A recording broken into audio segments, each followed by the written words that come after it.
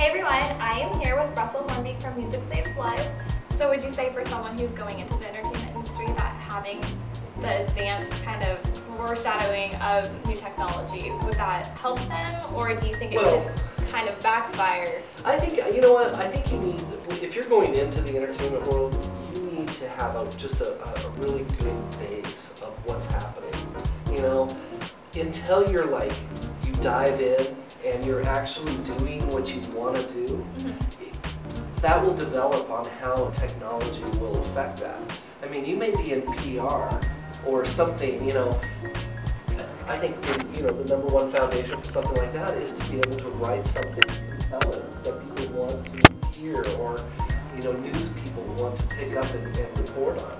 So that's the PR side. If you're a musician, you still have to write a number one hit, and it really doesn't matter what's out there. You've got to be able to still, be into that. Whatever your craft is, you've got to be better than anybody else at it. And technology, if it's part of it, sure, you need to know what you need to know. So, did you start getting into the entertainment business by doing internships? Yes, I actually did 4 different internships at a music label, film company, radio station, and television station all at the same time. But I know nowadays you can't do that, so it's a little bit harder, but that's where I started. Would you say that doing multiple internships, even if they're not at the same time, is better than just doing one? Absolutely, because sometimes people focus on a certain career path that they want to master, and then once they get into the working world and they're actually in their cubicle, they're very disappointed in putting their parents through paying all of the student fees and the loans. So just make sure you get out to the real world. Don't just stay in a college environment, because everyone is learning. You kind of want to learn from someone that's already doing it. So you talked about being right place, right time on how you got started. Do you want to just go and talk about that opportunity that you had from Las Vegas? Yeah, it was at the right place at the right time, and it was also something that, I'm sure you've heard the expression, a closed mouth don't get fed. I can't tell what you're thinking if you don't say anything to me. So the radio personality guy that I had met in Vegas was very, very nice, and he was really cool. He was showing us around, and I happened to mention, oh, this kind of looks like the board back at my school. I'm doing broadcasting. It's like, oh, are you trying to be on the radio? And I said, yeah, I think so. I didn't say, no, I don't want to. I said, yeah, I think so. This is what I want to do. I gave him the opportunity, well, I gave myself the opportunity to really just open a door for me. Even though at that time I didn't know if that's the door I wanted to go to, but I didn't allow myself to have a door closed. So I just said, yeah, I think so. This is what I want to do. You want to be on TV? Yeah, sure, I think so. This is what I want to do. I gave myself that opportunity to have that door open.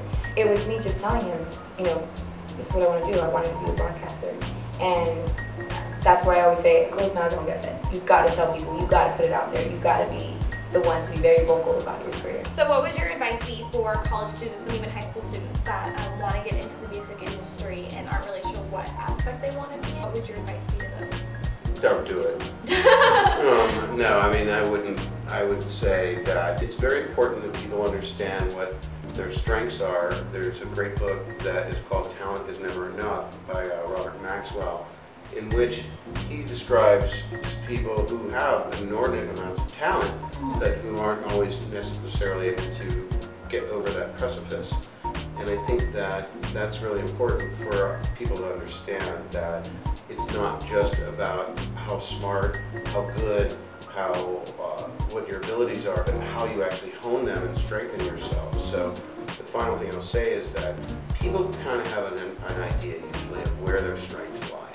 And if they will focus on where their strengths are and go in those directions, they're likely to be way more successful. What's one thing that you wish you were told when you were starting interning? One thing I wish someone told me when I started my career, even in college, is to not rely on your life plan exclusively, meaning that you should be open to a lot of different opportunities.